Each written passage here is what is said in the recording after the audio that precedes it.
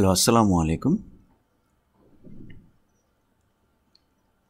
আশা করি আপনারা আমাকে ক্লিয়ারলি শুনতে পাচ্ছেন, আমাদের স্ক্রিন ক্লিয়ারলি দেখতে পাচ্ছেন। শাহাদেব কুন্ডু ভাই গুড টাইম জানিয়েছেন, গুড টাইম। আশিস বড়ুয়া সালাম দিয়েছেন, ওয়ালাইকুম আসসালাম। রোকসানা খাতুন আপু চলে আসছেন। আশিস বড়ুয়া ভালো আছি। শাহাবুদ্দিন আহমেদ ভাই চলে আসছেন। রাবিদ ইমাম Raju good time, how is going on sir? চলছে। আসসালামু আলাইকুম সালাম। আশা করি সবাই ভালো আছেন, সুস্থ আছেন এবং আপনারা আমাকে শুনতে পাচ্ছেন, ক্লিয়ারলি শুনতে পাচ্ছেন, এটা একটু কনফার্ম করবেন। এবং যেহেতু রমজান মাস সবারই একই হালে চলছে, একই ধাঁচে চলছে,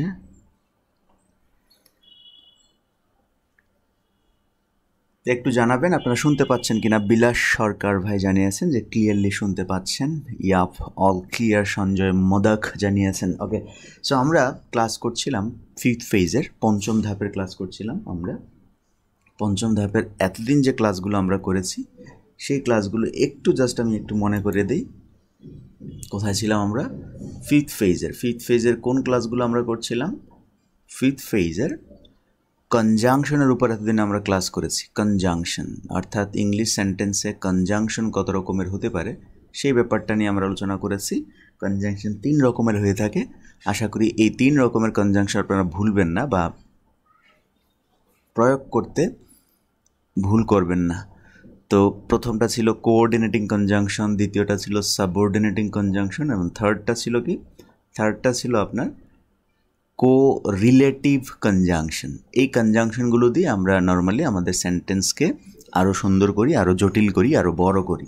তো এগুলো আমরা আলোচনা করেছিলাম এতদিন। সো আলোচনার এই টপিকসগুলো শেষ হয়ে গেছে। আমরা আজকের যে টপিক্সটা আলোচনা করতে যাচ্ছি সেটা হচ্ছে 5-এর ই ক্লাসটা আমি আপনাদেরকে আগে থেকে একটা পিডিএফ এবং রেকর্ডেড ক্লাস দেখার সুযোগ করে দিয়েছিলাম। আশা করি আপনারা দেখেছেন। দেখুন, 5-এর ইতে আমরা যে বিষয়টা আলোচনা করব সেটা হচ্ছে কি, ইংলিশে প্যারালেলিজম বলে একটা টপিকস আছে।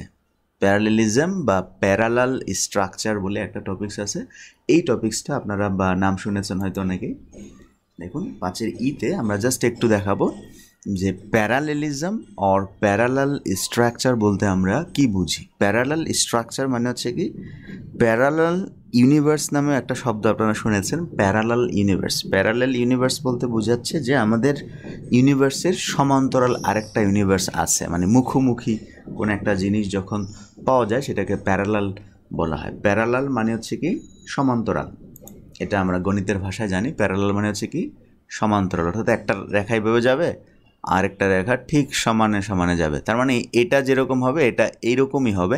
এটাকে বলা হয় প্যারালেল বলতে বোঝাচ্ছে কি সমান্তরাল, সমান থাকবে ব্যাপারটা, ভিন্ন কেউ হতে হবে পারবে না। যেমন আমরা আগে একটা কনসেপ্ট আপনাদেরকে দিয়েছিলাম, সেটা হচ্ছে কি রাজার সাথে রাজা কানেক্টেড হবে। এই যে রাজা, এখানেও যে রাজা, এটাকে বলা হয় প্যারালাল, মানে ব্যাপারটা কি সমানে সমানে আছে।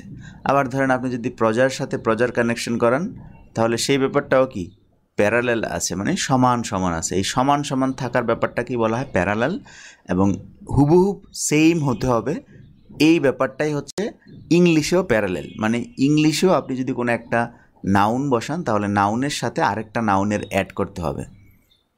এখানে একটা নাউনের সাথে আরেকটা ভার্ব আপনি অ্যাড করতে পারবেন না। এই যে নাউনের সাথে নাউনের কানেকশন, এই ব্যাপারটা কি বলা হয় প্যারালাল কানেকশন বা parallel in structure, parallel in English, parallel structure in English. So এই টপিক্সটা আমরা একটু দেখাই।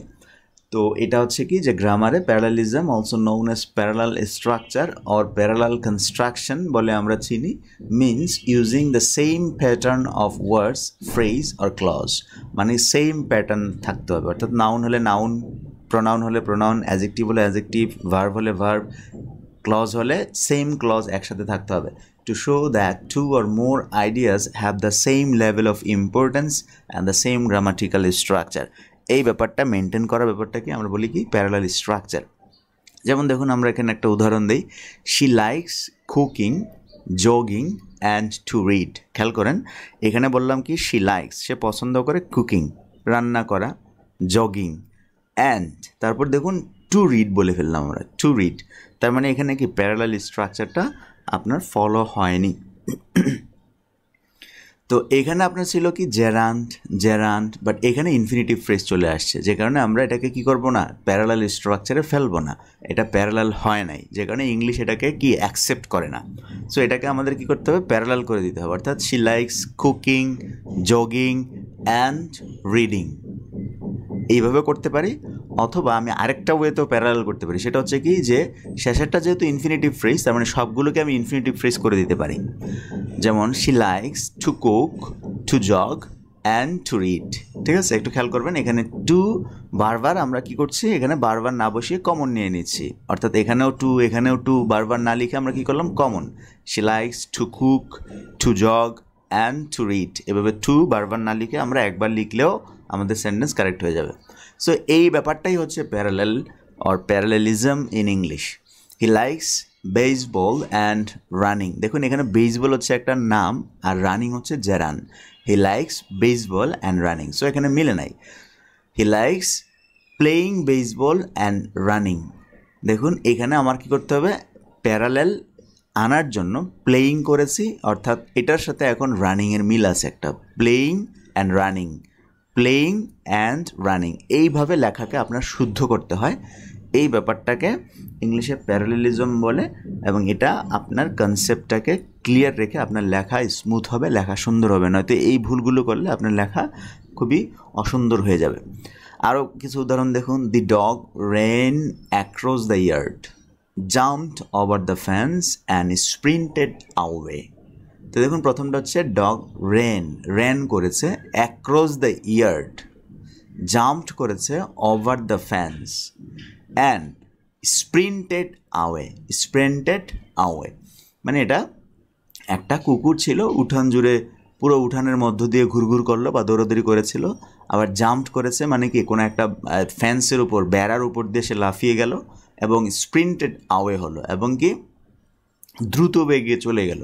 এই ব্যাপারটা দেখুন, শেষেরটা স্প্রিন্টেড আওয়ে, এখানে দেখুন এখানে আমরা মিল রাখার জন্য, এটা জাস্ট মিল, রেন করেছে অ্যাক্রস দ্য ইয়ার্ড, জাম্পড করেছে ওভার দ্য ফেন্স অ্যান্ড স্প্রিন্টেড করেছে কোন একটার দিকে, ঠিক না? এই রকম ক্ষেত্রে এটাও প্যারালালি আপনি বসাতে পারেন। তো কিভাবে দেখুন, এটার সাথে মিল রেখে, অর্থাৎ across the yard, over the ফেন্সের সাথে মিল রেখে আমরা বলতে পারি স্প্রিন্টেড ডাউন দ্য অ্যালেই। দেখুন এইভাবে আমরা ব্যাপারটাকে মিলিয়ে দিলাম, across the yard, over the fence, down the alley. এখানে কিসের মানে মিলটা হলো, এখানে অ্যাডভার্বিয়াল ফ্রেজের মিলটা দেখালাম আমরা। দেখুন এখানে অ্যাক্রস দ্য ইয়ার্ড এটা একটা prepositional phrase, over the fence এটা একটা প্রেপোজিশনাল ফ্রেজ, অ্যান্ড স্প্রিন্টেড আওয়ে, এখানে যে আওয়ে শব্দটা আছে এটা প্রেপোজিশনাল ফ্রেজ না, স্প্রিন্টেডের সাথে আওয়ে এটা হচ্ছে কি আপনার ফ্রেজাল ভার্বের অ্যাডভার্ব পার্টিকেল বলা হয় এটাকে, স্প্রিন্টেড আওয়ে। সো এখানে দেখা যাচ্ছে across the yard, over the fence এগুলো প্রেপোজিশন ছিল, বাট এখানে আমরা প্রেপোজিশন আনি নাই। সো এখানে কি আমাদের প্যারালেল স্ট্রাকচারটা মেনটেন হয় নাই, যে কারণে আমরা কি করলাম, এটাকে ডাউন দ্য অ্যালেই লিখে দিলাম, অর্থাৎ এগুলোর সাথে এখন মিল হয়ে গেল।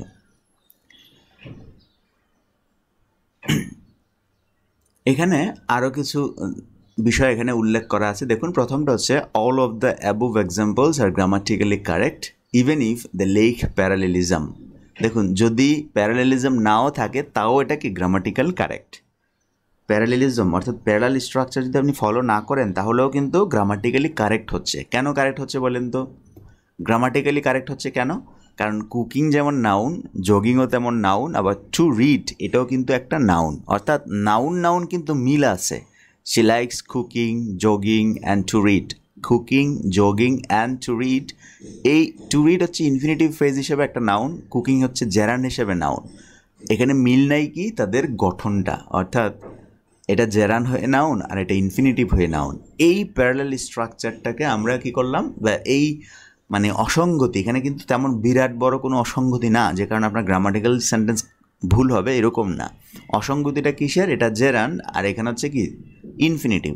এই অসঙ্গতিটা আপনাকে দূর করতে হবে, লেখা আরও স্মুথ দেখাবে, আরও স্মার্ট দেখাবে, ঠিক আছে? সো এই ব্যাপারটাকে এখানে বলা হচ্ছে যে all the above example are grammatically correct even if they lack parallelism. তাদের মধ্যে প্যারালেলিজম নেই, তারপর এরা কারেক্ট, ঠিক আছে? কারণ কি? কারণ এরা নাউন ছিল। আবার দেখুন, the first non parallel example has a mix of gerunds and infinitives to take it parallel.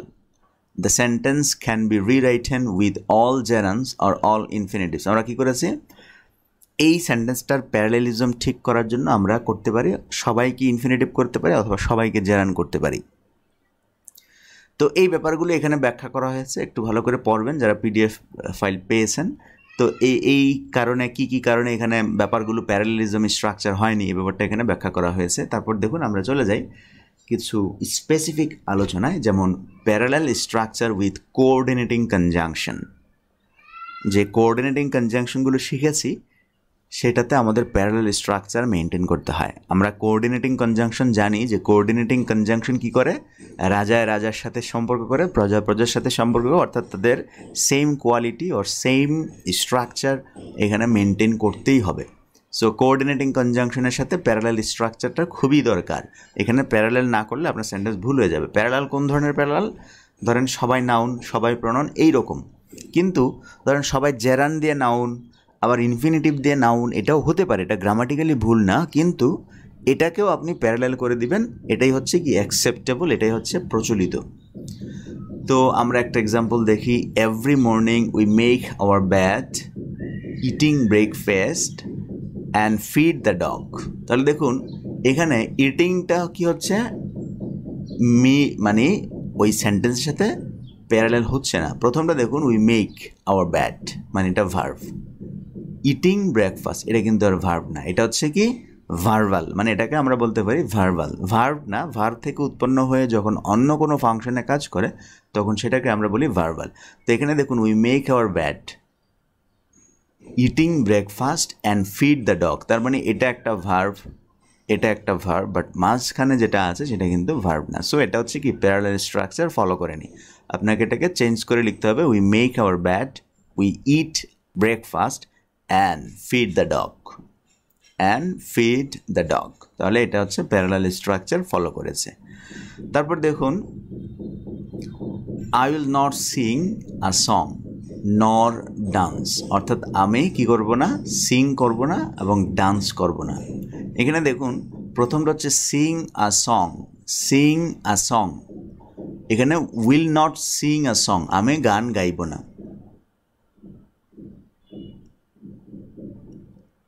তারপর দেখুন এখানে নরের পর সে আর কোনো কিছু এখানে অ্যাড করেনি, অর্থাৎ I will not Singh a song নর ডান্স। এখানে উইল ছিল, I will not Singh a song, এখানে নর উইল ডান্স, নর উইল ডান্স, জাস্ট একটা উইল আনলে আপনার কী হয়ে যাচ্ছে, নর উইল আই ডান্স, আপনার সেন্টেন্সটা কারেক্ট হচ্ছে। তো দেখুন, I will not Singh a song নর উইল আই ডান্স, নর উইল আই ডান্স, অর্থাৎ আপনাকে এখানে উইল এনে প্যারালেল যে ব্যাপারটা আছে সেটাকে আপনি এখানে মেনটেন করেছেন। ধরেন এখানে যদি আপনি উইলটা না দিতেন, মনে হতো যে এখানে উইল আছে, তাহলে এখানে ক্যান হতে পারতো, এখানে উড হতে পারতো, কুড হইতে পারতো, ঠিক না? সো ভিন্ন একটা প্রজাতির এখানে আসার সম্ভাবনা যখন থাকে বা কেউ যখন ভাবতে পারে, সেই ভাবনাটা আপনি জায়গায় স্পেস রাখবেন। আপনি কি করছেন, এখানে উইল দিয়ে দিয়েছেন, তার মানে আর ভাবতে পারবে না যে এখানে অবশ্যই উইল ছিল, অর্থাৎ এখানে অন্য কোনো মডেল ভার্ব ছিল না। এইভাবে আমরা কি করতে পারি, প্যারালেল স্ট্রাকচারটা মেনটেন করতে পারি। তারপর দেখুন আরও কিছু এক্সাম্পল এখানে আছে। Mary likes hiking, swimming and to ride. তাহলে এটার প্যারালেল কী হবে? অবশ্যই যদি আমরা সবাইকে জেরান করি তাহলে রাইডিং হবে, আর সবাইকে যদি ইনফিনিটিভ করি তাহলে হবে কি to hike, to swim, to write, এইরকম, ঠিক আছে? প্যারালেল স্ট্রাকচারটা আপনারা পড়েছেন কিনা একটু বলবেন, পড়লে আমি একটু সংক্ষেপে আলোচনা করে আমাদের পরবর্তী ক্লাসে যাব। Parallel structure with correlative conjunction. So আমরা জানি কোরিলেটিভ কনজাংশন কি করে, আপনার সমজাতীয় ব্যক্তি, বস্তু, ভার্ব, নাউন যেটাই হোক সমপ্রকৃতির বা সমজাতীয় বিষয়কে সম্পর্ক করে বা কানেক্ট করে। তো এখানে কোরিলেটিভ কনজাংশনগুলোর বেলাও সেটাই হবে। They are good not only about the article but they are good, তার মানে এখানেও একটা ভার্ব হবে। Also about the review, also about the review. তাহলে এটা আপনার কি হবে, they are good not only about the articles but also about the review, but also about the review. Either she likes to see him or doesn't like seeing him. দেখুন এখানে seeing আর এখানে হচ্ছে two C, তাহলে যে কোনো দুইটাকে একই ফরম্যাটে লিখতে হবে। Either she likes to see him or she doesn't like to see হিম। তাহলে একটা এখানে লাইকস আর একটা হবে কি সিইং। একটা টু সি আর একটা সিইং হতে পারবে না, দুটাই কি সেম প্রকৃতির হতে হবে।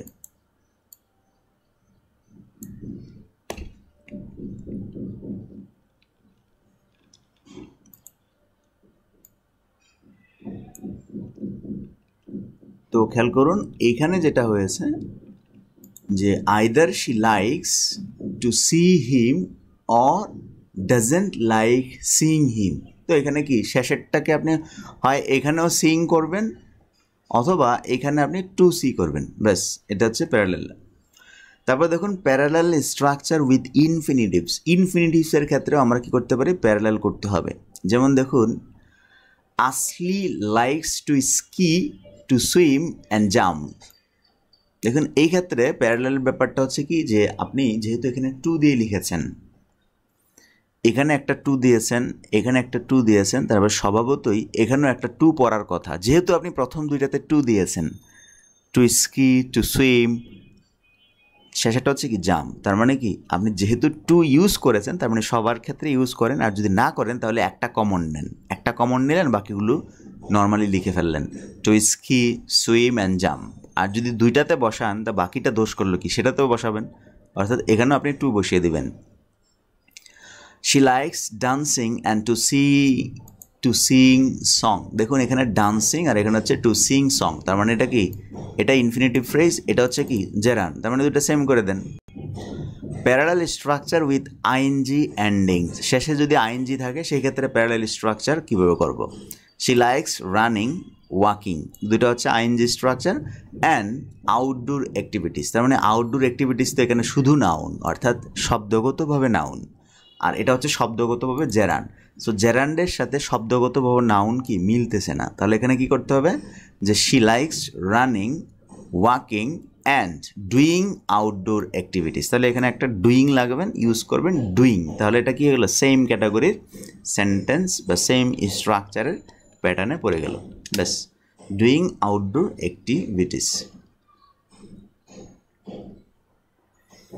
তারপর দেখুন প্যারালাল স্ট্রাকচার উইথ ক্লজ। ক্লজের সাথে আমরা কীভাবে প্যারালাল স্ট্রাকচার গঠন করব বা মেনটেন করব। সো ক্লজের সাথে প্যারালাল স্ট্রাকচার মেনটেন করার ক্ষেত্রে একটা উদাহরণ দেখুন, the coach told the players.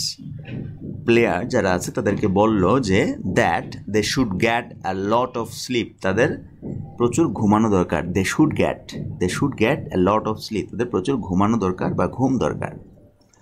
তারপর কমা দিয়ে আমরা পরবর্তী যে ক্লজটা আনবো সেটা অবশ্যই এই নাউন ক্লজ প্রকৃতির হতে হবে। এটা এখানে noun clause. The coach told the players, কি বললো, they should get a lot of sleep, তাদের একটা প্রচুর ঘুম দরকার।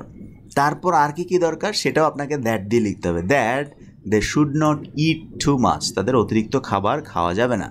অ্যান্ড তারপর কি, তারপর আবার দেখুন আমি to do some warm up exercise before the game, তার মানে শেষেরটা মিলে নাই। এখানে একটা ক্লজ লিখেছি সেটা হচ্ছে নাউন ক্লজ, পরেরটা আমরা লিখেছি নাউন ক্লজ, বাট শেষেরটা আমরা ইনফিনিটিভ ফ্রেজ দিয়েছি, যে কারণে এখানে আপনার প্যারালাল স্ট্রাকচার ফলো হয়নি। সো আমরা এখানে কি করব, এটাকে ভেঙে এরকম ক্লজ করে দেব, অথবা সবগুলোকে ইনফিনিটিভ ফ্রেজে কনভার্ট করব, এবং এভাবে আমাদের প্যারালাল স্ট্রাকচার মেনটেন করব। The coach told the players that they should get a lot of sleep. তারপর দেখুন দে শুডকে আপনি চাইলে বারবার লিখতে পারেন অথবা কি একটা কমন নিতে পারেন। That they should get a lot of sleep, not eat too much and do some warm up exercise before the game. দেখুন আমরা এই দে শুডকে কমন নিয়েছি, কমন না নিয়েও লিখতে পারতেন, সেটাও হতো, কমন নেওয়াটা একটু স্মার্টার আর কি। The coach told the players that they should get a lot of sleep, they should not eat too much, and they should do some warm-up exercise before the game. এরপর দেখুন আমরা আশা করি ক্লজের ব্যাপারগুলো বুঝেছেন, অর্থাৎ ক্লজের ব্যাপারটা হবে কি সেম ক্লজের হতে হবে, একটা সেন্টেন্সে সবগুলো বিষয় সেম হতে হবে। লিস্ট আফটার এ কোলন, কোনো সময় আমরা কোলনের পর লিস্ট ব্যবহার করি। এখন সেই লিস্টটা যদি আপনি নাউন দেন, লিস্ট করতে গেলে যদি আমি নাউন দিয়ে লিস্ট করি তাহলে সবকে নাউন দিতে হবে, অ্যাজেক্টিভ দিয়ে লিস্ট করি তাহলে সবাইকে অ্যাজেক্টিভ দিতে হবে, এবং সেই সাথে আমি যদি জেরান্ড দিয়ে নাউন করি তাহলে সবাইকে জেরান্ড দিয়েই করতে হবে। আমি যদি ইনফিনিটিভ দিয়ে নাউন করি তাহলে ইনফিনিটিভ দিয়েই নাউন করতে হবে। এই ব্যাপারটা হচ্ছে কোলনের পর আমরা লিস্ট মেকিং করার সময় এটা করে থাকি। যেমন the dictionary can be use to find this, এইগুলো খুঁজে বের করার জন্য ডিকশনারিটাকে ব্যবহার করা যেতে পারে। কোনগুলো খুঁজে বের করার জন্য? Word meanings, pronunciation, correct spelling and looking up regular verbs. তাহলে দেখুন এটা ওয়ার্ড মিনিংস, এটা একটা নাউন ফ্রেজ, নর্মালি শব্দগতভাবে এটা নাউন ফ্রেজ। প্রনাউন্সিয়েশন, এটাও একটা নাউন ফ্রেজ। কারেক্ট স্পেলিং এটাও একটা নাউন ফ্রেজ। অ্যান্ড এখানে দেখুন লুকিং আপ ইরেগুলার ভার্বস, এখানে লুকিং দিয়ে আমরা কি করেছি, এটাকে ভার্বাল তৈরি করে ফেলেছি। এটা শব্দগতভাবে এখানে কি না, নাউন না। সো এটাকে আপনার কি করতে হবে, সংশোধন করে এখানে লিখবেন just irregular verbs, word meanings, pronunciation, correct spelling and irregular verbs. তাহলে আমাদের লিস্টে যারা আছে তারা সেম প্রকৃতির হলো, সমজাতের হলো। এই ব্যাপারটা আশা করি বুঝতে পেরেছেন।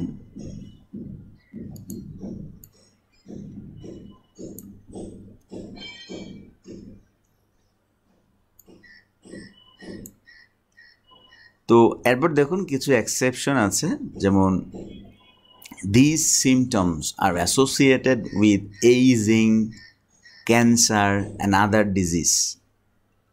তো এইখানে দেখুন কিছু এক্সেপশন, সেটা হচ্ছে যখন আপনি এর পাশাপাশি কোনো কিছু খুঁজে না পাবেন, প্যারালাল স্ট্রাকচার যখন আপনি খুঁজে পাবেন না, শব্দগুলো প্যারালাল স্ট্রাকচার নেই, এখানে এইজিং আর ক্যান্সার উভয় নাউন হলেও প্যাটার্ন বা ফরম্যাট এক নয় এবং অর্থগতভাবে ওরা উভয় এক নয়। যেমন একটা হচ্ছে ক্যান্সার, আরেকটা হচ্ছে ডিজিজ, আরেকটা হচ্ছে এইজিং মানে হচ্ছে কি, বয়স বেড়ে যাওয়া। ঠিক আছে, অর্থাৎ ফ্লো ভঙ্গ করেছে, তাই পাঠকের বুঝতে অসুবিধা হবে, তাই প্রথমে ব্যবহৃত প্রেপোজিশন উইথের রিপিটেশন করে দ্ব্যর্থকতা দূর করা হয়েছে। এখানে দেখুন আমাদের এই বাক্যটা আমরা this symptoms R associated with ageing, cancer and other disease, এখানে আমাদের যে তিনটা শব্দ আছে, তিনটা শব্দ এখানে নাউন, বাট তিনটা শব্দ আপনার কি, প্রথমত শব্দগতভাবে মিল নাই। যেমন ধরেন এইজিং আর ক্যান্সার, এইজিং হচ্ছে কি জেরান দিয়ে আমরা করেছি, আর ক্যান্সার হচ্ছে একটা শব্দ, কিন্তু এই এইজিংয়ের কোনো বিকল্প শব্দ নাই। ঠিক আছে, যেটা দিয়ে আপনি ওই ক্যান্সারের মতো সমতা রক্ষা করবেন, নাই। আবার আপনি দেখুন এখানে ক্যান্সার হচ্ছে একটা রোগ, আর এইজিং কিন্তু রোগ না, এটা হচ্ছে মানুষের প্রাকৃতিক বা স্বাভাবিক একটা ব্যাপার, বয়স বৃদ্ধি পাচ্ছে, বয়স বৃদ্ধির ব্যাপারটা। অর্থাৎ এই যে রোগ আছে, উপসর্গগুলো কীরকম, উপসর্গগুলো হচ্ছে এইজিং, বয়স বেড়ে যাওয়া, ক্যান্সার, আদার ডিজিজ। তো এই ক্ষেত্রে আমরা কি করব, এই যে উইথটাকে আমরা এখানে কমন নিয়েছি, সেই ক্ষেত্রে যেহেতু এখানে আমি প্যারালাল করতে পারছি না সবাইকে আমি আইএনজি করতে পারতাম, ক্যান্সার থেকে ক্যান্সারিং বলে তো কিছু বলতে পারি না আমি। সো সেক্ষেত্রে আমরা কি করতে পারি, এই উইথ শব্দটাকে বারবার রিপিট করতে পারি। রিপিট করলে ব্যাপারটা কি, আমাদের মানে ফ্লো রক্ষা হবে, মানে পাঠকের বুঝতে অসুবিধা হবে না। যেমন this symptoms R associated with ageing and with cancer, তার শেষেরগুলো দেখুন, একদম শেষে যে ব্যাপারটা ক্যান্সার এবং আদার ডিজিজ, এই দুইটা আবার মিল আছে, ঠিক না? তাহলে এই দুইটার আগে আমি আবার উইথকে রিপিট করব, এই উইথকে এখানে না লিখে এখানে লিখলাম, আরও একবার এখানে লিখব with cancer and other disease. তাহলে আমাদের কি পাঠকের অসুবিধা হবে না, অসঙ্গতি সৃষ্টি হবে না। আমরা 2 নম্বরে চলে আসি। দেখুন this method is labour intensive, time consuming. দেখুন লেবার ইন্টেন্সিভ, টাইম কনজিউমিং, তারপর আবার এক্সপেন্সিভ ব্যাপারটা কিন্তু এগুলোর সাথে মিলে নাই। Labour intensive, time consuming, expensive and relies upon the submission of fresh material to the diagnostic laboratory। এখানে দেখুন প্রথমটা বলছে যে এই পদ্ধতিটা ইজ লেবার ইন্টেন্সিভ, মানে পরিশ্রম সাপেক্ষ, কষ্টসাধ্য, টাইম কনজিউমিং, সময় লাগবে এরকম। তো এই দুইটা আর এই দুইটার মধ্যে কিন্তু মিল আছে, বাট এক্সপেন্সিভের সাথে কিন্তু মিল নেই, এক্সপেন্সিভ। তো সেই ক্ষেত্রে আমি কি করব, সেক্ষেত্রে এটা একটা বিষয়। আরেকটা বিষয় দেখুন, তারপর অ্যান্ড দিয়ে আবার এখানে আবার আরেকটা সেন্টেন্স শুরু হয়েছে, রিলাইজ। এই মেথডটা দেখুন, আমরা টার্গেট করেছি এই মেথডটা নিয়ে কথা বলবো। এই মেথডটা প্রথমত লেবার ইন্টেন্সিভ, এই মেথডটা দ্বিতীয়ত টাইম কনজিউমিং, তৃতীয়ত এই মেথডটা এক্সপেন্সিভ, অ্যান্ড চতুর্থত এই মেথডটা রিলাইজ করে, নির্ভর করে কার উপর সেটা। তো এই ক্ষেত্রে এই মেথড সাবজেক্টটাকে নিয়ে আমরা অনেকগুলো কথা বলেছি। সেই কথাগুলোর মধ্যে দেখুন সবাই এক না, একই রকম না। প্রথম হচ্ছে লেবার ইন্টেন্সিভ, টাইম কনজিউমিং, তারপর হচ্ছে কি এক্সপেন্সিভ, ব্যয়বহুল। কিন্তু শেষে আবার গিয়ে বললাম কি যে এই ব্যাপারটা নির্ভর করে upon the submission of fresh material to the diagnostic laboratory. এখন আমার কাছে ক্লিয়ারলি এটা বোধগম্য হয়েছে যে এটা এই ব্যাপার। কিন্তু এখানে অসঙ্গতিগুলো কি দেখুন, সঙ্গত কারণে যখন একজন পাঠক পড়বে তখন সে চাইবে যে দিস মেথড, এই মেথড সম্পর্কে যে কথাগুলো বলা হচ্ছে সব যেন এরকম হয়, labour intensive, time consuming, expensive, তারপর এখানেও কি ওই রকম একটা বিষয় এখানে বসবে। কিন্তু যেহেতু এখানে উল্টোপাল্টা একটা সিরিয়াল মেনটেন না করে বসেছে, পাঠক বুঝতে পারে আবার কি নাও বুঝতে পারে। সেক্ষেত্রে আমরা কি করব, এই জন্য কিন্তু প্যারালাল স্ট্রাকচারটা এখানে বেশি মেনটেন করতে হবে। প্যারালাল স্ট্রাকচার মারাত্মক ভুল হচ্ছে কোনটা, নাউনের সাথে নাউন অ্যাড না করে আপনি যদি অন্য কোনো ভার্ব ব্যবহার করেন, নাউনের সাথে অন্য কোনো অ্যাডজেক্টিভ ব্যবহার করলে সেটা হচ্ছে মারাত্মক ভুল, গ্রামাটিক্যালি ভুল। বাট কিছু কিছু জিনিস আছে গ্রামাটিক্যালি ভুল না। যেমন এই বাক্যটা আপনি লিখলে আপনার বাক্য সঠিক হবে, বাট এইখানে পাঠকের মধ্যে একটা দ্ব্যর্থকতা বা অ্যাম্বিগুইটি সৃষ্টি হতে পারে। সেই জন্য আপনাকে কী করতে হবে, প্যারালেল ব্যাপারটা মেনটেন করতে হবে, অথবা এটাকে সহজে বোধগম্য করে তুলতে হবে। কীভাবে আমরা সহজে বোধগম্য করতে পারি, যেমন ধরেন এখানে বললাম is labour intensive, time consuming. যেহেতু এই দুইটা মিল আছে, তার মানে এই দুইটাকে কমা দিয়ে লিখলাম, আর শেষেরটাকে আমরা এখানে অ্যান্ড দিয়ে বললাম কি অ্যান্ড এক্সপেন্সিভ। তাহলে এই তিনটা একটা ক্যাটাগরিতে পড়ে গেল, ঠিক আছে। এরপর কমা দিয়ে আমরা যে ভার্বটা এখানে অ্যাড করেছি দেখুন, আমরা কিন্তু এখানে দেখুন এখানে কিন্তু লেবার ইন্টেন্সিভ একটা অ্যাডজেক্টিভ, টাইম কনজিউমিং একটা অ্যাডজেক্টিভ, এক্সপেন্সিভ একটা অ্যাডজেক্টিভ, আর অ্যান্ড দিয়ে যুক্ত করতেছি আবার আরেকটা ভার্ব। মানে আমি যুক্ত করতেছি বলতে এগুলোর সাথে যুক্ত করি নাই, বুঝাচ্ছি যে এই সাবজেক্টই এটাকে ধরেছে, ঠিক আছে। অর্থাৎ এই সাবজেক্টের প্রথম ভার্বটা হচ্ছে ইজ, এই সাবজেক্টের দ্বিতীয় ভার্ব হচ্ছে রিলাইজ। এই ক্ষেত্রে কিন্তু সেম ব্যাপারটা কিন্তু মিল আছে, এই জন্য গ্রামাটিক্যালি ভুল না। কিন্তু অনেকে পাঠক পড়তে পড়তে, অর্থাৎ যেহেতু এখানে অ্যাডজেক্টিভ, এটা অ্যাডজেক্টিভ, পাঠক মানে প্রত্যাশা করবে এখানেও সে এটাকে অ্যাডজেক্টিভ ভাবার জন্য, ঠিক আছে। সো ওই ব্যাপারটা দূর করার জন্য আপনি কী করবেন, এখানে আবার রিপিট করবেন আপনি অ্যান্ড এই দিস মেথডকের যে ডাম্মি সাবজেক্ট আছে ইট, সেটা আপনি এখানে রিপিট করবেন, ইট অ্যান্ড ইট রিলাইজ। তাহলে নতুন আরেকটা সেন্টেন্স হিসেবে আসলো, এবং এটা হয়ে গেল কি, এটা কম্পাউন্ড সেন্টেন্সে পরিণত হলো। And it realise upon the submission of fresh material to the diagnostic laboratory. এই ব্যাপারটা হচ্ছে মানে ব্যাপারটা এইভাবে আপনি লিখলে যে এতটা দ্ব্যর্থকতা বা অ্যাম্বিগুইটি রয়েছে, এখন আপনি এটা লিখলে একদম ক্লিয়ার হয়ে গেল। This method is labour intensive, time consuming and expensive. তারপর আপনি এই ক্যাটাগরিগুলো শেষ। এবার আপনি নতুন করে and it realise upon the submission of fresh material to the diagnostic laboratory. এইভাবে আপনি আপনার প্যারালাল স্ট্রাকচারটা মেনটেন করতে পারেন, ঠিক আছে। এই ব্যাপারগুলো আশা করি বুঝতে পেরেছেন, একটু আমাকে জানাবেন বুঝতে পেরেছেন কি না।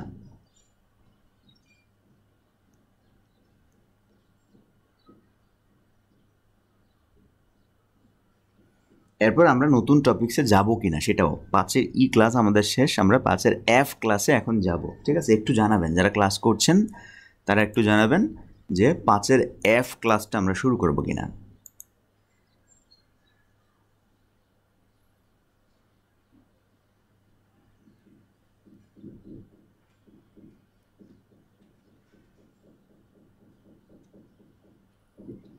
পাঁচের এফ ক্লাসে যাবো কিনা একটু একটু আমাকে কনফার্ম করবেন, শুধু বসে থাকবেন না, একটু বলবেন। 5-এর এফ ক্লাস হচ্ছে আমাদের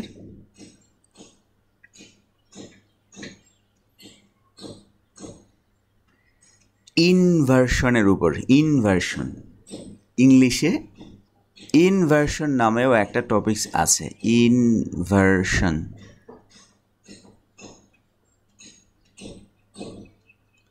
ইনভার্সন মানে কি? ইনভার্সন মানে হচ্ছে পরিবর্তন। নর্মাল যে ফ্লোতে আমরা আমাদের সেন্টেন্সগুলো দেখি, যেমন ধরেন নর্মাল ফ্লো,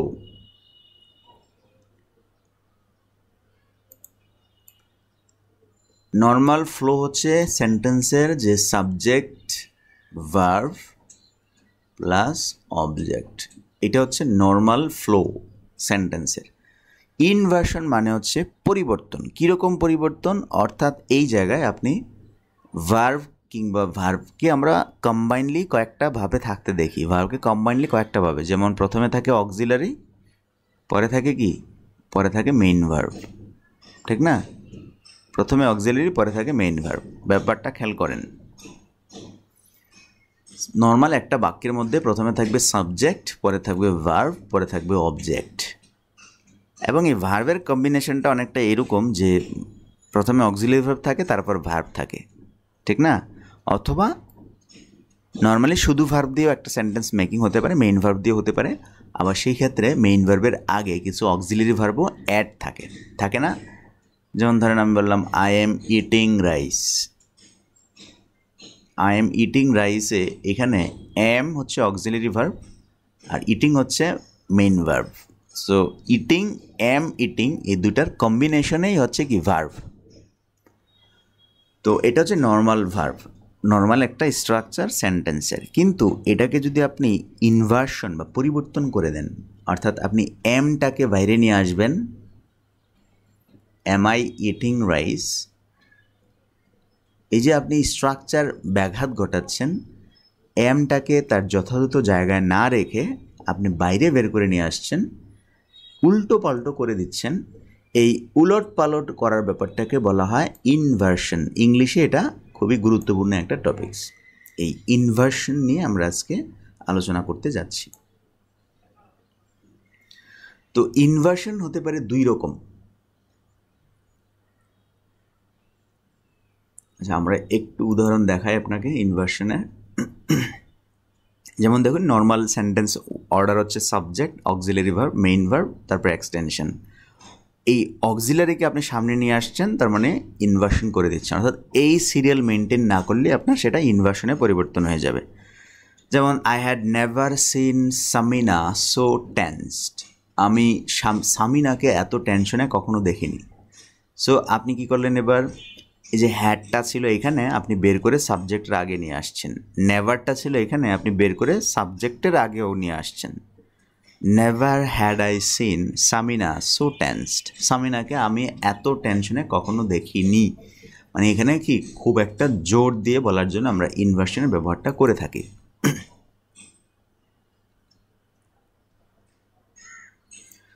তো ইনভার্সন আপনার এই পরিবর্তনটা বা ইনভার্সনের ব্যাপারটা দুইটা ক্ষেত্রে হতে পারে। কয়টা ক্ষেত্রে হতে পারে? দুইটা ক্ষেত্রে ইনভার্সন আমরা দেখে থাকি। প্রথমত একটা হচ্ছে কোশ্চেন করার ক্ষেত্রে আমরা এই ইনভার্সনটা দেখি, যেটা আমরা অলরেডি কোশ্চেন করার চ্যাপ্টারে পড়ে এসেছি। দুই নাম্বার হচ্ছে নর্মাল কোনো সেন্টেন্সেও আমরা ইনভার্সন হতে দেখি।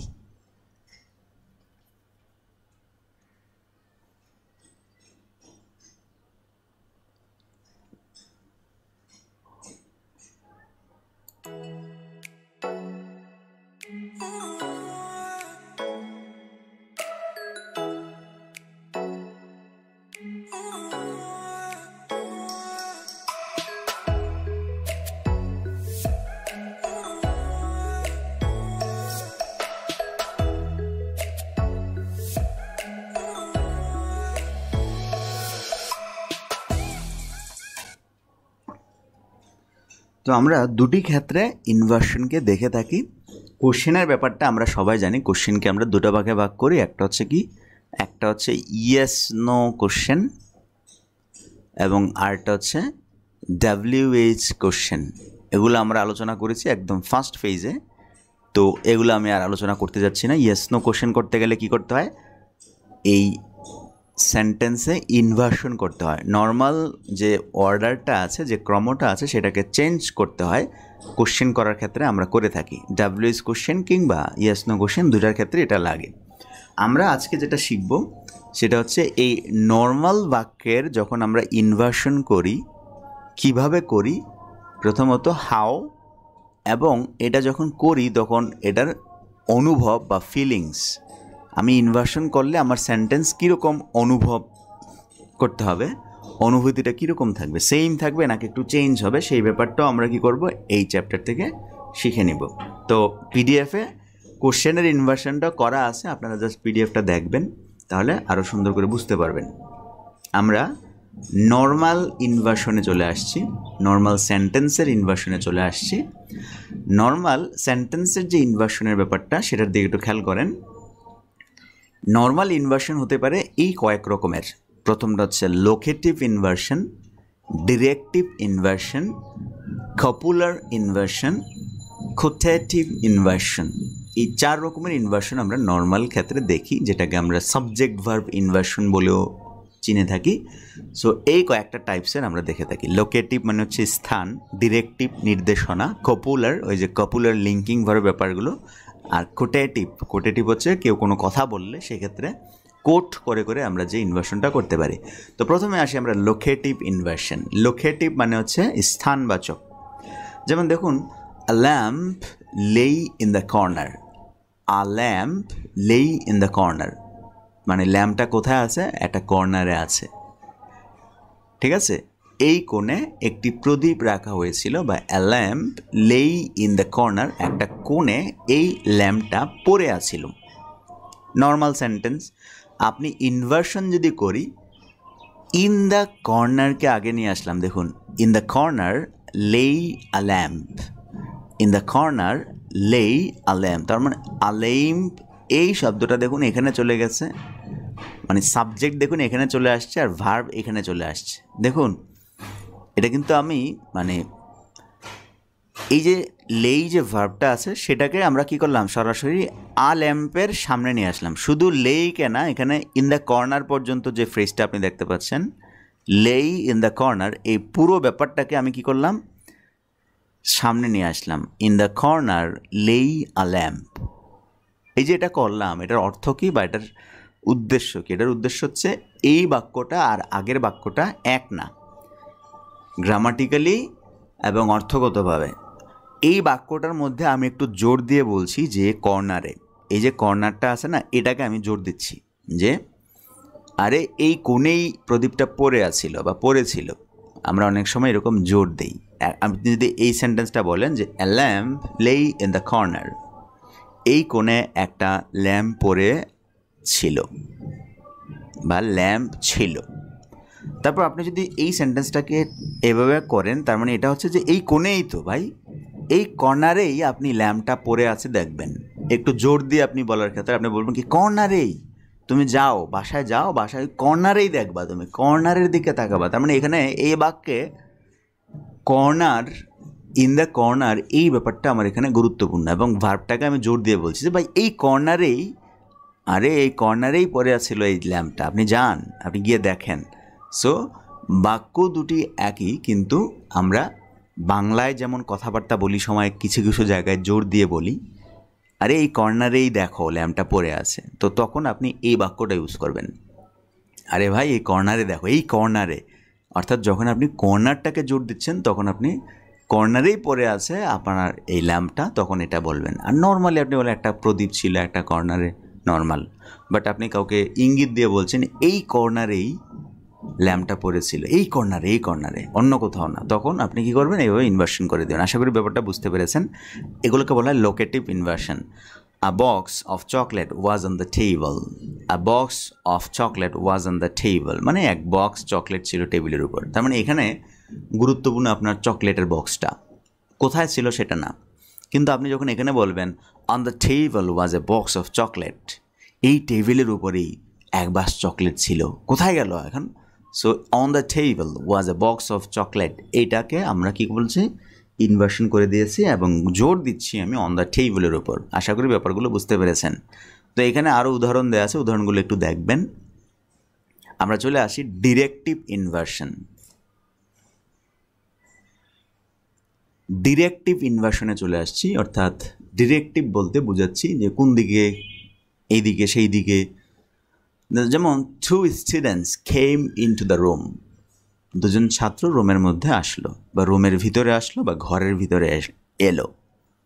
এখন আপনি চেঞ্জ করে দিলেন, in the room came 2 students, মানে কি, আরে রুমের ভিতরেই তো আসছিল এই দুটা স্টুডেন্ট, কোথায় গেল? আপনি এসে খুঁজতেছেন, আরে রুমের ভিতরেই তো ছাত্র দুইটা আসলো, কোথায় গেল এখন? তখন আপনি ইন দ্য রুমকে আগে নিয়ে আসলেন। ঠিক আছে, এখানে কপুলার ইনভার্সনটা হচ্ছে এখানে আপনার ওই লিঙ্কিং ভার্বের ইনভার্সনটা আর কি। যেমন বিল ইজ আওয়ার রিপ্রেজেন্টেটিভ, বিল আমাদের প্রতিনিধি, ইজ আওয়ার রিপ্রেজেন্টেটিভ। এবার আপনি এই যে ইজটা দেখছেন, এটা হচ্ছে কপুলার ভার্ব, যেটাকে আমরা লিঙ্কিং ভার্ব বলি। সো আওয়ার রিপ্রেজেন্টেটিভ ইজ বিল, এ দেখুন ঘুরিয়ে নিয়ে আসছি, is bill. The objection was A concern, এখানে ওয়াজ হচ্ছে আপনার কপুলার ভার্ব, আমরা চেঞ্জ করে লিখলাম আ কনসার্ন ওয়াজ দ্য অবজেকশন।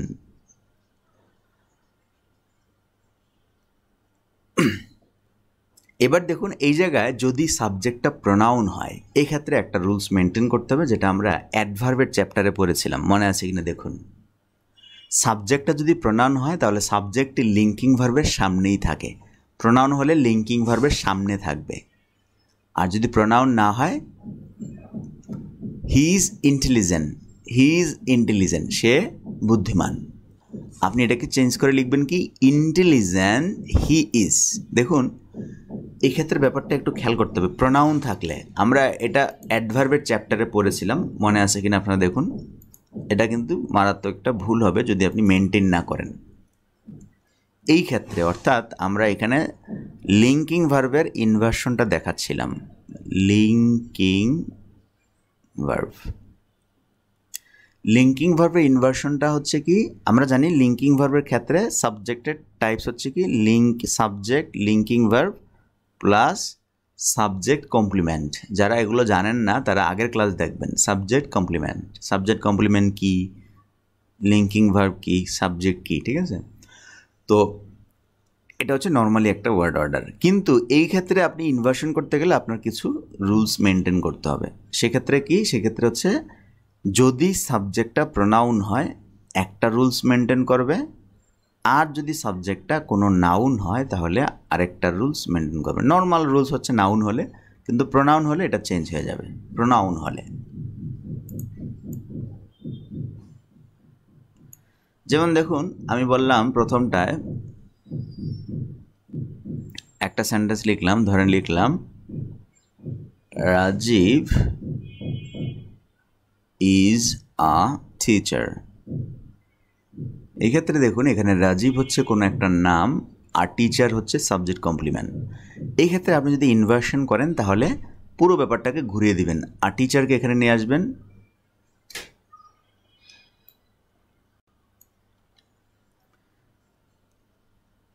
অর্থাৎ আর টিচারকে এখানে নিয়ে আসবেন, আর টিচার, তারপর ইজ থাকবে আর রাজীবকে শেষে নিয়ে যাবেন। Our teacher is Rajib, our teacher is Rajib মানে কি বলেন তো? এটার মানে হচ্ছে রাজীব একজন শিক্ষক, আর এখানে হচ্ছে কি, আর টিচার ইজ রাজীব মানে আর টিচার ইজ রাজীব, রাজীব একজন শিক্ষকই। আমরা এরকম বলি না, রাজীব একজন শিক্ষকই বটে।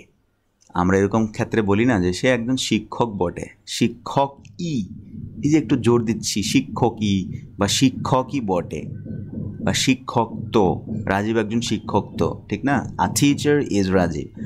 এক্ষেত্রে আমরা যখন নাম থাকবে তখন এইভাবে আমরা কি করব, এটাকে ইনভার্সন করব। কিন্তু যদি প্রোনাউন থাকে, ধরেন লিখলাম হি ইজ আ টিচার, এক্ষেত্রে খেয়াল করুন এখানে হি হচ্ছে একটা প্রোনাউন, কিন্তু যদি আমি এখন ইনভার্সন করি তাহলে এখানে আসবে আ টিচার।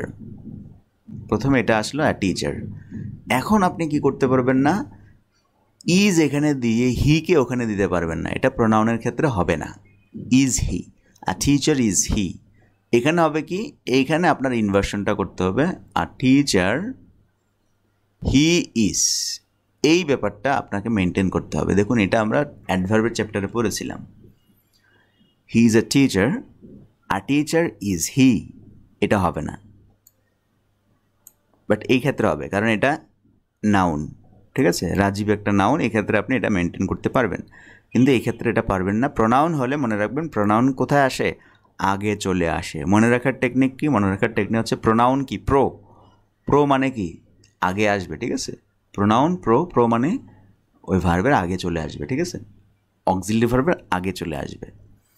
ইনভার্সন করার ক্ষেত্রে এই ব্যাপারটা আপনাকে মেনটেন করতে হবে।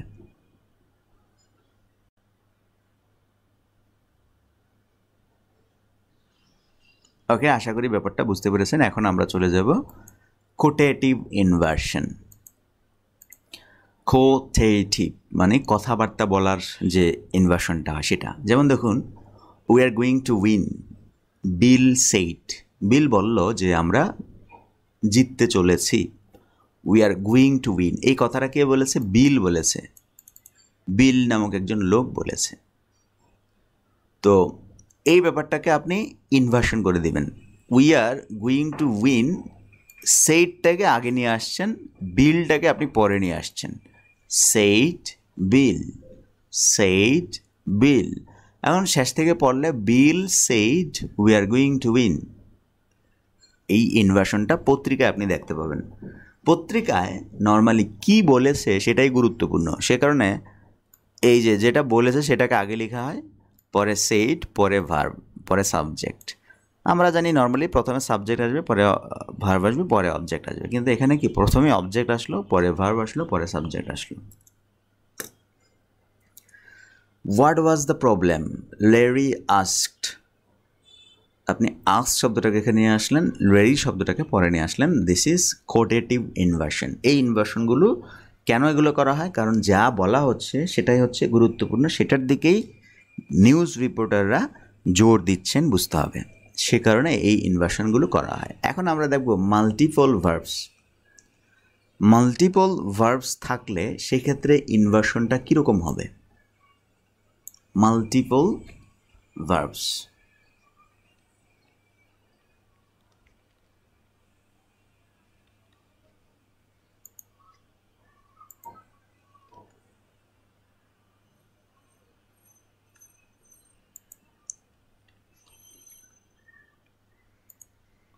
অর্থাৎ আমরা এখানে কিন্তু সিঙ্গেল একটা একটা ভার্ব দেখেছি। দেখুন আগের উদাহরণগুলো, এখানে ইজ ছিল, এখানে সেইড ছিল, একটা একটা ভার্ব। বাট এইবার আমরা মাল্টিপল ভার্বস দেখব, অর্থাৎ একটা বাক্যে যখন অনেকগুলো ভার্ব থাকে। যেমন দেখুন, all of the papers have been found under the bed. এই যে হ্যাভ বিন ফাউন্ড, দেখুন ভার্ব কয়টা এখানে? Have been found. তো সেক্ষেত্রে আমরা কি করব? সেক্ষেত্রে হচ্ছে প্রথমে আগের মতোই আন্ডার দ্য ব্যাডকে আপনি প্রথমে নিয়ে আসলেন, under the bed. Have been ফাউন্ডকে আপনি একসাথে এখানে নিয়ে আসলেন, হ্যাভ বিন ফাউন্ড, তারপর all of the papers, all of the papers, এভাবে আপনি কি করলেন? নিয়ে আসলেন।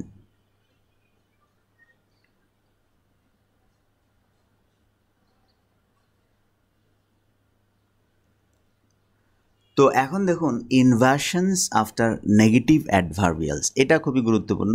Inversion after negative adverbials. সেন্টেন্সে আপনি যদি কোনো নেগেটিভ অ্যাডভার্ব দেখেন, নেগেটিভ অ্যাডভার্ব, নেগেটিভ অ্যাডভার্ব বলতে কি বোঝায়? যে অ্যাডভার্বগুলো বাক্যকে নেগেটিভ করে দেয়।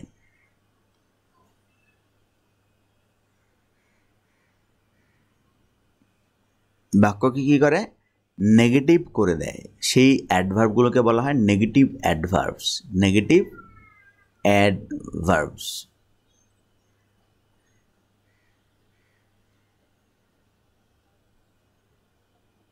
একজন প্রশ্ন করেছেন এখানে কমা কেন আসলো? কমা আসবে না, এখানে কমাদের দরকার নেই। কথা বলেছে তো, কারো কথা আমরা নিয়ে আসছি, সরাসরি কথা নিয়ে আসছি, সেক্ষেত্রে কমা এখানে হবে না, যেমন নিচেরটায় হয়নি, দেখুন। ওকে, রাবিদ ইমাম রাজু ভাই, আশা করি বুঝতে পেরেছেন। তো আমরা আসছি নেগেটিভ অ্যাডভার্বিয়ালসের ক্ষেত্রে কিভাবে আমরা কি করব। যেমন টাইম এক্সপ্রেশন, কিছু টাইম রিলেটেড অ্যাডভার্ব আছে যেগুলো নেগেটিভ। যেমন দেখুন নেভার, তারপর হচ্ছে রেয়ারলি, সেলডম, লিটল। তো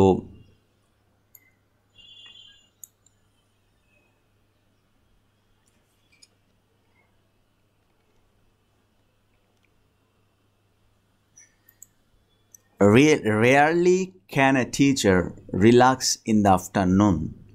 Rarely can a teacher relax in the afternoon. দেখুন আমি সরাসরি এটা ইনভার্সন করেছি।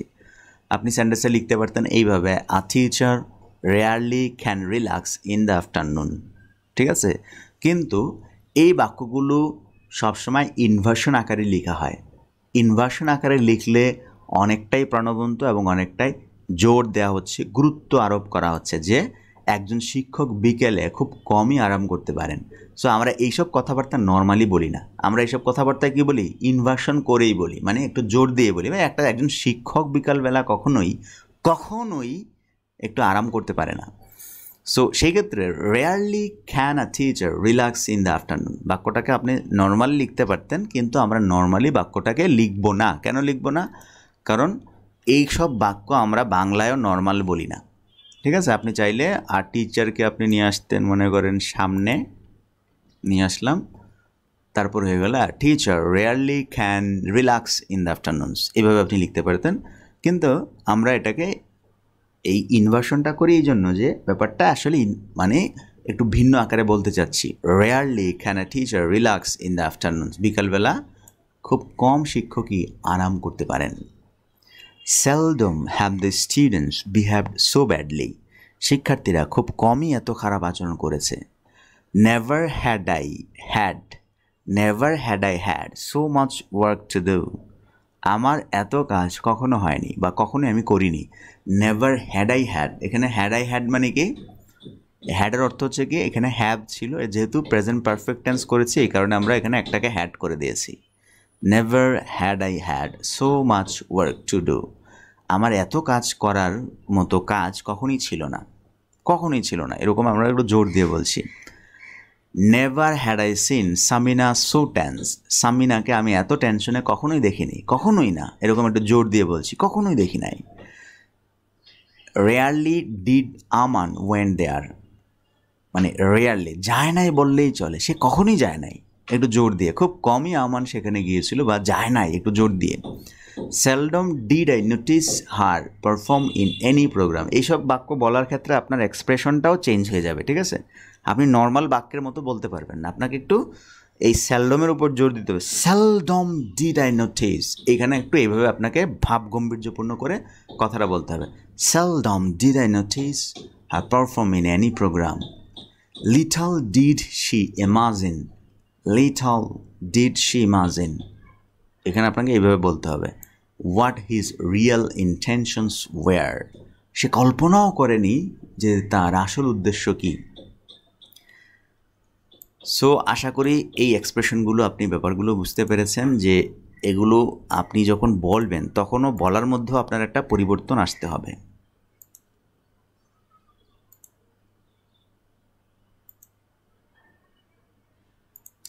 Little does Sana know about me, সে আমার সম্পর্কে খুব কমই জানে।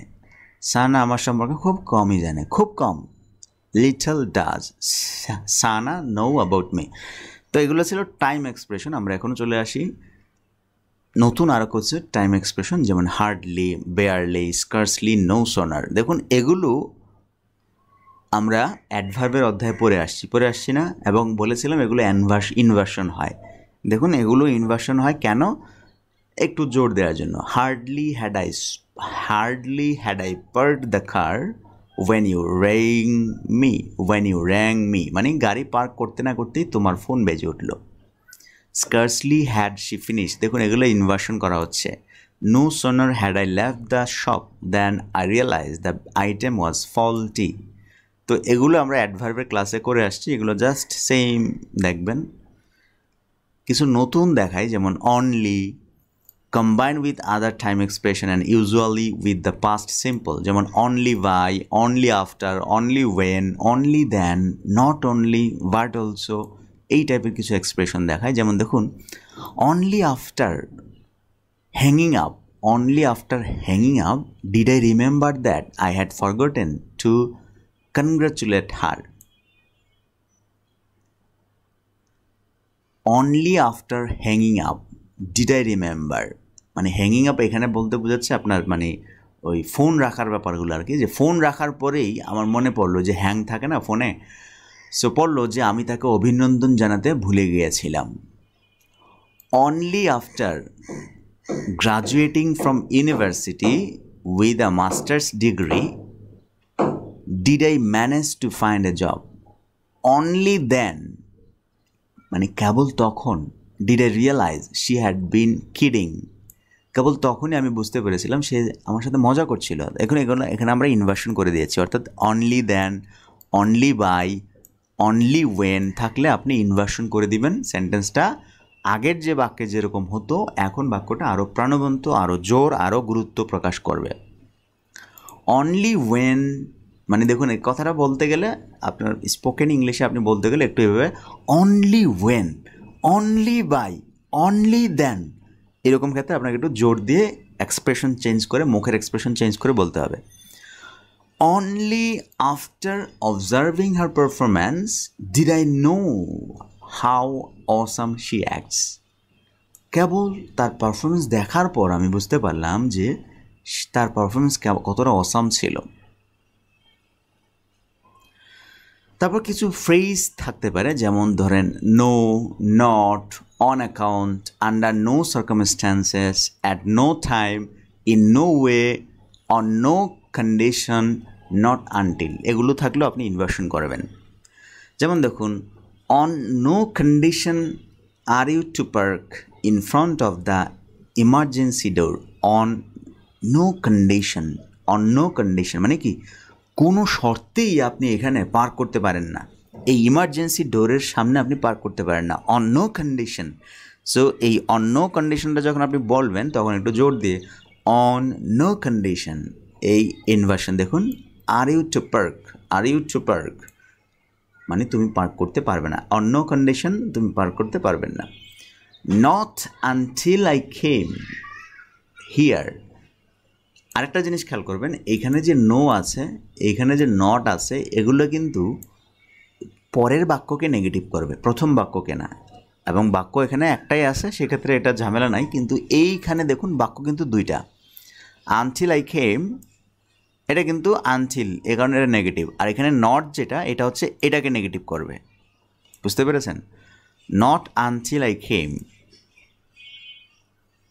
আপনি এই ব্যাপারটা অনুভব করবেন কীভাবে দেখুন, প্রথমে এটা ভাববেন আনটিল আই কেম, আমি না আসা পর্যন্ত, হিয়ার এই নটটা এখানে হবে। Didn't I believe that this had happened, আমি বিশ্বাস করিনি যে এটা ঘটেছে। ব্যাপারটা বুঝতে পেরেছেন কি না দেখুন, এখানে নট যে ব্যাপারটা আছে এক্সপ্রেশন আনটিলের আগে, বাট নটটা নেগেটিভ করবে এই বাক্যকে। আরেকটা দেখুন, not until I asked a passers by did I know where I was, মানে যে পর্যন্ত না আমি কোনো একটা পথচারীকে জিজ্ঞাসা করলাম বা করি না, সেই পর্যন্ত আমি জানতাম না যে আমি কোথায় ছিলাম। Did I know where I was, কোথায় আমি ছিলাম সেটা আমি জানতাম না, এই নটটা এটাকে নেগেটিভ করতেছে যে আমি তখনও জানতাম না। Not until I left the building, এই বিল্ডিংটা ত্যাগ না করা পর্যন্ত could I see the rain clouds, আমি বৃষ্টির মেঘ দেখতে পাচ্ছিলাম না। Not since, not since, not until, under no situation, at no time, in no way, এই সব ক্ষেত্রে আপনি নেগেটিভ করবেন।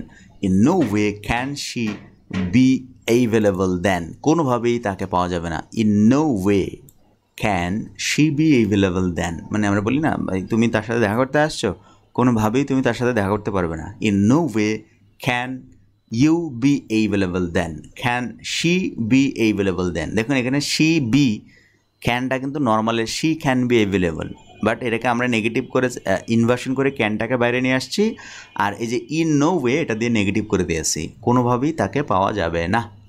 আশা করি ব্যাপারগুলো বুঝতে পেরেছেন। তো এখানে আরও কিছু এক্সাম্পল দেওয়া আছে, more example, hardly, never, seldom, rarely, only then, not only, no sooner, scarcely, only later, nowhere, little, only in this way, in no way, on no account, এরকম অনেকগুলো ব্যাপার দেওয়া আছে। এবং এখানে দেখুন not until, not since, only after, only when, only by, এরকম অনেক উদাহরণ দেওয়া আছে, এগুলো শিখে ফেলবেন, বিশেষ করে স্পোকেন ইংলিশ এগুলো আপনি বেশি ব্যবহার করেন। Inversion after so such with that, আমরা কখনো কখনো ইনভার্সন এই ব্যাপারগুলোর ক্ষেত্রেও করে থাকি, যেমন সো সাচ। উদাহরণ দেখুন, so exhausting, so exhausting was the race, was the race inversion করে দিয়েছে না, মানে এই রেসটা, এই প্রতিযোগিতা খুবই ক্লান্তিকর ছিল। So exhausting was the race, এই জায়গায় কাহিনী কিন্তু এই জায়গায় so. So excellent was the movie, মুভিটা এতটাই এক্সিলেন্ট ছিল, আমরা একটু জোর দিয়ে বলি না, মুভিটা এতটাই জোশ ছিল। So excellent was the movie. So eye catching was the scenery, এই দৃশ্যটা এতটাই নজর কাড়া ছিল, চোখ ধাঁধানো ছিল বলতে পারেন। সাচের পর দেখুন, such was the pain, such was the pain, এমনটাই ছিল তার দুঃখ কষ্ট। সাচ ওয়াজ দ্য ওয়াইন্ড, বাতাস এমনটাই ছিল। Such was their excitement, such was her fear, তার ভয় এতটাই ছিল, এরকমটাই ছিল। Inversion after as, as as অর্থাৎ এই অ্যাজের পরও আমরা ইনভার্সন হতে দেখি, যেমন we were fed up with all the noise, এই নয়েজ টয়েজ নিয়ে আমরা খুবই অতিষ্ঠ হয়ে গিয়েছিলাম। As were most of our neighbours, মানে এখানে দেখুন most of our neighbours were as, মানে যেমনটা ছিল আমাদের অধিকাংশ প্রতিবেশীরাও, আমরা সমস্ত গোলমালে বিরক্ত হয়ে গিয়েছিলাম, যেমনটি আমাদের বেশিরভাগ প্রতিবেশীরাও হয়েছিল। সো এখানে অ্যাজের পর এই যে war most of the neighbours, এটা হচ্ছে সাবজেক্ট, আর ওয়ারটাকে সামনে নিয়ে আসছি। Inversion in conditional sentence without if, কখনো কখনো ইফ বাদেও ইনভার্সন হয়, সেক্ষেত্রে কি হয়, সেক্ষেত্রে শুড দিয়ে হয়, শুড। যেমন দেখুন, should you have any further question please contact me, এখানে শুড ইউ হ্যাভ মানে হচ্ছে তোমার কি কোনো প্রশ্ন আছে।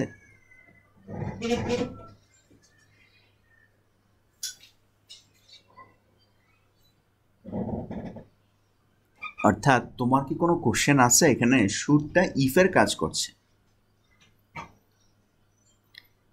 দেখুন, আপনি নর্মালি লিখতে পারতেন if you should have any further questions please contact me, if you should have.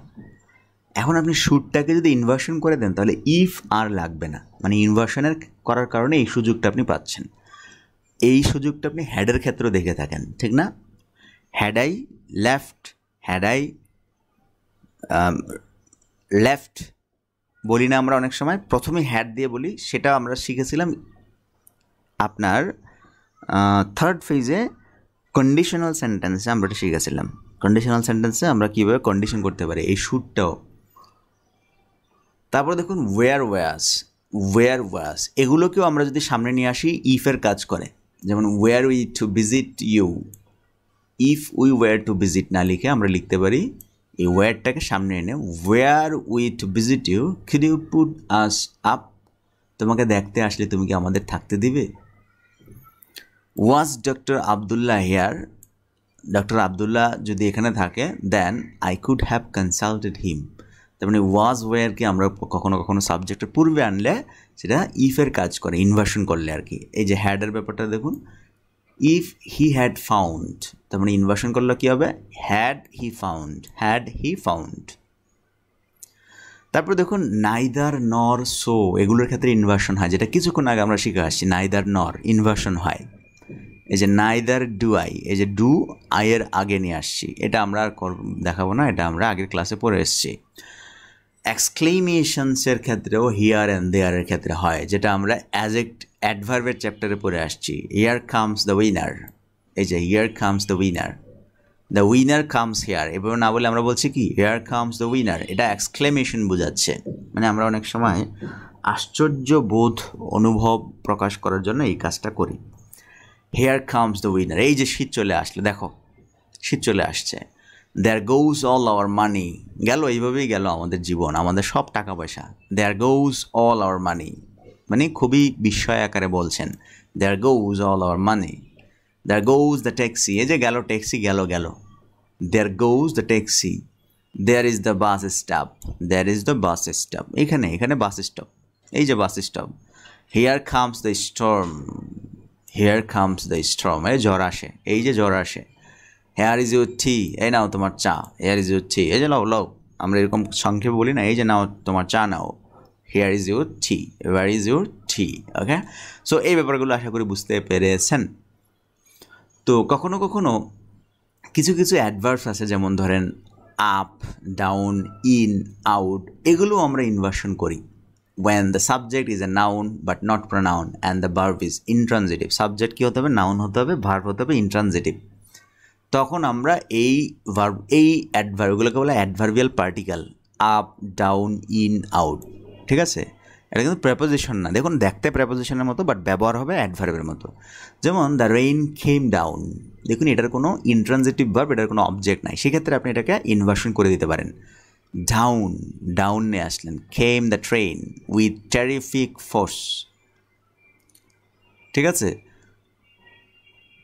The umbrellas went up, the umbrellas went up, আপনি এটাকে করতে পারেন কি, up went the umbrellas, up went the umbrellas, up went the umbrellas. আমরা অনেক সময় বলি না, সে যে গেল, সে যে গেল, গেলই আর ফিরে এলো না, মানে সে যে গেল, হি ওয়েন্ট আওয়ে, এটা একটা নর্মাল বাক্য। বাট আপনি যদি একটু জোর দিয়ে বলেন, যেমন দেখুন এই যে এটা, দি গার্ল ওয়েন্ট আওয়ে, বালিকাটি কী করলো, বালিকাটি গেল।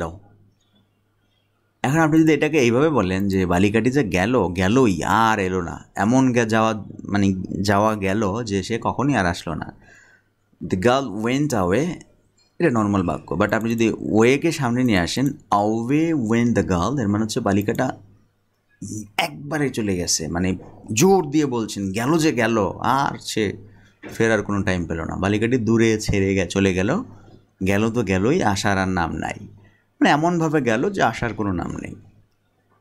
The president walked in accompanied by his wife, daughters and 5 Secret Service agents.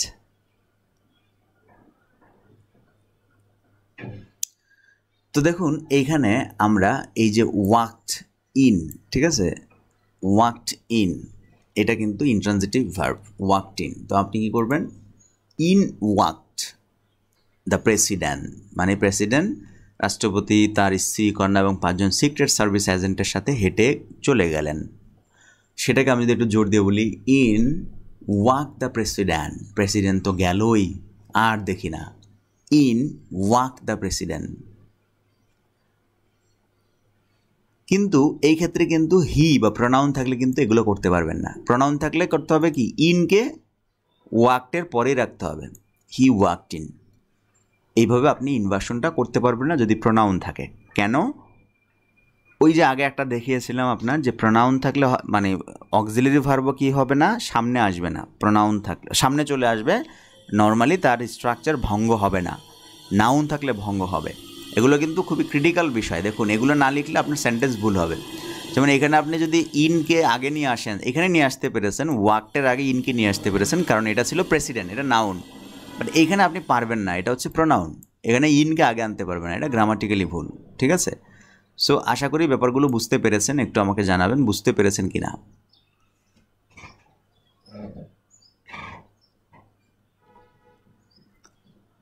ওকে, আশা করি বুঝতে পেরেছেন।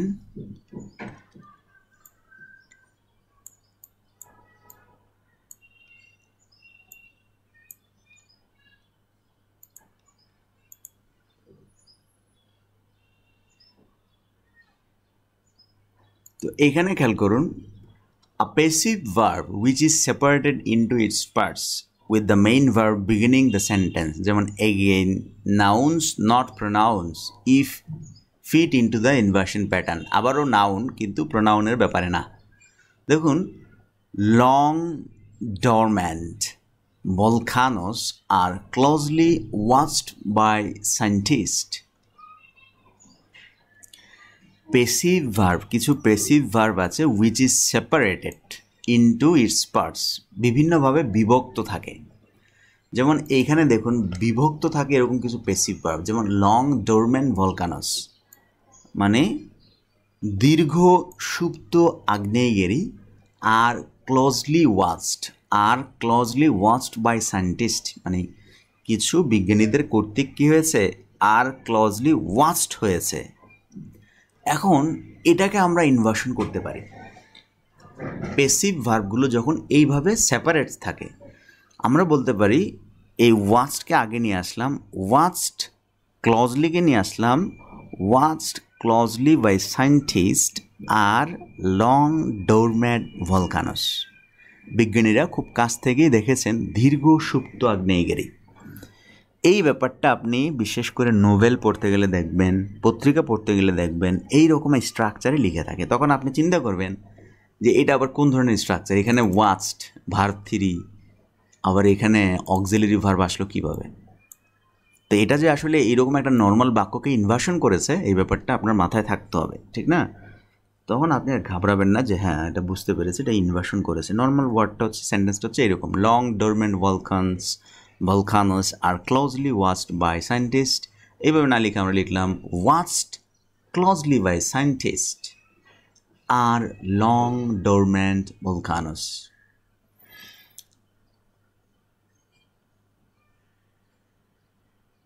কিন্তু যদি প্রোনাউন হয় সেক্ষেত্রে হবে না। প্রোনাউন হলে কি হবে না, এটা মনে রাখবেন। বাট দে আর ক্লোজলি, যে দে হচ্ছে প্রোনাউন, তাহলে এটা আর হবে না, এটা আর করতে পারবেন না, ঠিক আছে? Several reporters from the mainland were held as hostess। তো আপনি এটাকে কি করতে পারেন, এখান থেকে নিয়ে আসেন যে এই যে held as hostess were several reporters from the mainland। তাহলে দেখুন এখানে আমরা কি করেছি, ইনভার্সন করে দিয়েছি। সো এই ছিল আমাদের ইনভার্সনের ব্যাপার, কিভাবে আমরা বাক্যে ইনভার্সন করে থাকি বা ইনভার্সনের নানাবিধ নমুনা এখানে দেখানো হয়েছে। আশা করি খুবই ক্লিয়ারলি এখানে খুব সুন্দর করে গুছানো আছে ইনফরমেশন। ইনভার্সনের উপর বিস্তারিত আলোচনা আমরা এখানে করেছি, আশা করি বুঝতে পেরেছেন। ইনভার্সন নিয়ে আলোচনা করেছি। ইনভার্সন ছিল আমাদের 5-এর ই, 5-এর জি না, 5-এর এফ ছিল ইনভার্সন। 5-এর জিতে আমরা আলোচনা করব এমফেসাইজ ইন ইংলিশ। এমফেসাইজ বলতে কি বোঝায়, জোর দেয়া। মানে ইনভার্সনও একটা এমফেসাইজ। ইনভার্সন করেও আমরা বাক্যে আমাদের কথাবার্তাকে স্মার্টার করি, গুরুত্ব আরোপ করি।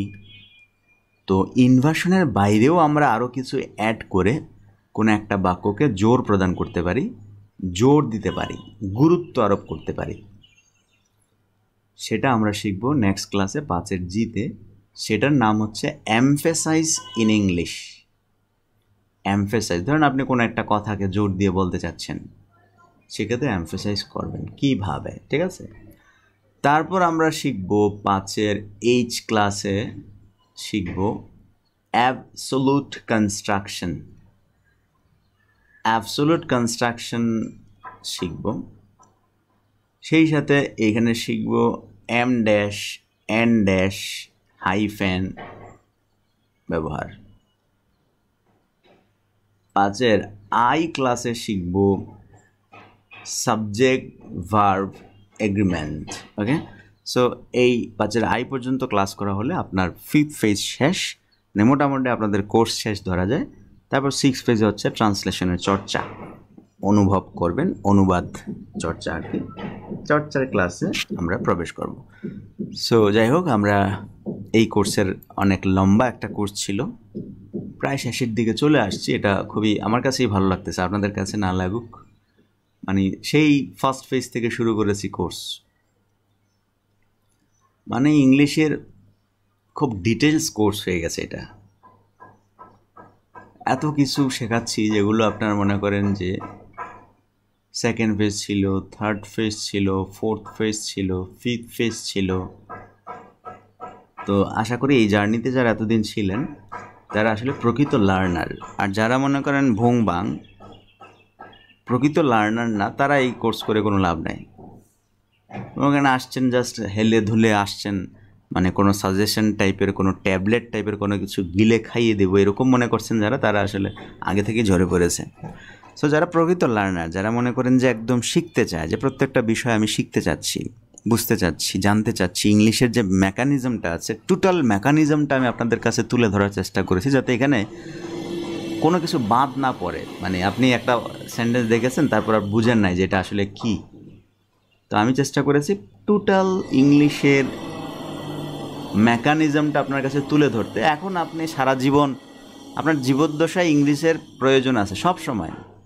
তো আপনি যখন জীবদ্দশায় ইংলিশ দরকার, সো ইংলিশের মেকানিজমটা একবার জানা দরকার। ইংলিশের মেকানিজমটা জানার পর এখন আপনি ধরেন চর্চা নামলেন, বিসমিল্লা বলে ধরেন 6 পেজ থেকে আমরা যখন অনুবাদ চর্চা করব, তো সেখানে আপনি এখন ইংলিশ নিয়ে মানে আর গ্রামাটিক্যাল বিষয় আপনার আর দেখতে হবে না। সব কিছু আপনার পড়া আছে, সব কিছু আপনার জানা আছে। এখন আপনি জাস্ট চর্চা করবেন, ভাষা চর্চা করবেন, ব্যাস। ওকে, সো আজকে এই পর্যন্ত থাকছে। দেখা হচ্ছে আমাদের নেক্সট ক্লাসে। ট্রান্সলেশন ক্লাস কি ভর্তি চলছে? হ্যাঁ, ট্রান্সলেশন ক্লাসে ভর্তি হতে পারবেন, যেহেতু এটা ট্রান্সলেশনের, অনুবাদের, যে কোনো জায়গা থেকে আপনি শুরু করতে পারবেন এবং যতক্ষণ ইচ্ছা ততক্ষণ আপনি ক্লাস করতে পারবেন, প্র্যাকটিস করতে পারবেন। ওটা হচ্ছে প্র্যাকটিসের, মানে প্রতিদিন মনে করেন পত্রিকা থেকে অনুবাদ করাচ্ছি, বিসিএসের প্যাসেজ অনুবাদ হচ্ছে, রিটেনের প্যাসেজ অনুবাদ হচ্ছে, ট্রান্সলেশনের বিভিন্ন বাক্যের খেলা হচ্ছে, বাক্যের অনুবাদ, অনুভব, মানে ভাষার চর্চা করব আমরা ট্রান্সলেশনে। ওকে, তো দেখা হচ্ছে আমাদের নেক্সট ক্লাসে। আর যারা বই নেবেন, যারা বই, অনেকে বই নেওয়ার ব্যাপারে বলেন, বই নেয়ার দরকার নাই। প্রথমত হচ্ছে যারা পিডিএফ ফাইল পড়ে বুঝতে পারছেন, তাদের বই নেওয়ার দরকার নাই। হ্যাঁ, এখন বই আপনার ইচ্ছা। আমি কোর্সে আপনাকে বলছি বই লাগবে না, বই লাগবে না, কিন্তু অনেকে বই নিতে চায়, সংরক্ষণ করে রাখতে চায়, বইটা থাকলো দেখতে পড়তে ভালো লাগে, অনেকের চোখ ব্যথা করে, এটা সেটা অনেক কথা বলেন। তো আমি বই বের করেছি, এখন আপনারা বই নিতে পারেন। ঠিক আছে, বই অর্ডার করবেন, প্রি অর্ডার চলছে, প্রি অর্ডার করে রাখবেন, বই পাঠিয়ে দেওয়া হবে। সখা রয় বলেছেন কি যে ডিসকাউন্ট আছে কিনা। হ্যাঁ, আপনারা যারা ইংলিশ 3-in-1 কোর্স করেছেন, যারা ইংলিশ 3-in-1 কোর্স করেছেন, হ্যাঁ, এখন যারা অনলি ট্রান্সলেশন কোর্স করতে চাচ্ছেন, তারা 50% পেমেন্ট করবেন, 50%।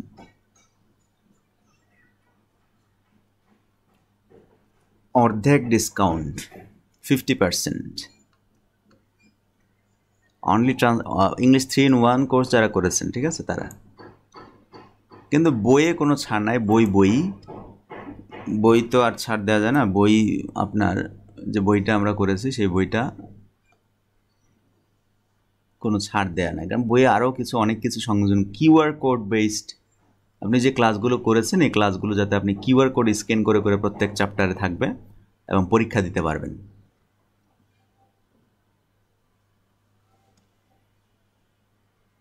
ধরেন এক জায়গায় থাকবে লাইভ ক্লাসের কিউআর কোড, আরেক জায়গায় থাকবে ক্লাস টেস্টের কিউআর কোড। অর্থাৎ চ্যাপ্টারটা পড়া শেষ হলো, আপনি কিউআর কোড চেপে ক্লাসটা দেখতে পারবেন, কিউআর কোড স্ক্যান করে আপনি সেই ক্লাসের পরীক্ষাও দিয়ে দিতে পারবেন। পরীক্ষা দিলে আপনি বুঝতে পারবেন যে ব্যাপারগুলো বুঝতে পেরেছেন কিনা। আমাদের দুইটা কোর্স দেখুন, একটা হচ্ছে English 3-in-1। English 3-in-1 course যেমন আপনি দেখছেন কত বড় একটা কোর্স, যেমন কোর্স প্ল্যান যেমন পড়াচ্ছি, ঠিক সেম অনলি ট্রান্সলেশন কোর্সেও সেম প্রায় 80 থেকে 90টা ক্লাস হবে। সেখানে কোর্স প্ল্যান দেখবেন, সেখানেও কোর্স ফি হচ্ছে 2000 টাকা। তো আমরা যেহেতু 50% ছাড় দিয়েছি আপনাদের, সেক্ষেত্রে কি জাস্ট 1000 টাকায় আপনি সেই কোর্সটা করতে পারবেন। সেখানেও সেম পিডিএফ থাকবে, সেখানেও সেম ক্লাস, লাইভ ক্লাসেস থাকবে, সেখানে প্র্যাকটিস করতে পারবেন। নর্মালি অনুবাদ চর্চা করলেন বাংলা থেকে ইংলিশ, এখন আপনার ইংলিশটা ঠিক আছে কি না, আর কোন কোন ওয়েতে আপনি অনুবাদটা করতে পারেন, এরকম বিভিন্ন বিষয়ে আলোচনা করব।